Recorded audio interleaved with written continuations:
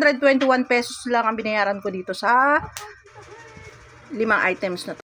Finally, nagamit ko na at dumating na yung aking order sa SNR na nagka-issue na nasa 1,000 pesos yung aking voucher. Tapos, pinagda ng Flash Express na damage yung parcel.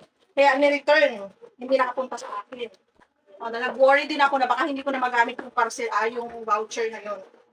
Pero thankfully, inilaban ko kay Orange App, kinulit ko sila ng kinulit. Ayun, finally, binigay din sa akin yung voucher na yun. At ang order ko naman ngayon ay binago ko. Hindi na yung dati. Ayan. Ito na ulit yung sabon ulit na dishwashing na 2.5. Tapos, uy, chocolate Hershey's to now. No! Tapos, ito ulit juice. And, ito lahat yung in-order ko, isang box. Tapos, 440 grams nitong cheese. Ayan, 440 grams. Ito, 10 pieces. Ito naman, dishwashing liquid ng SNR na 2.5 liters.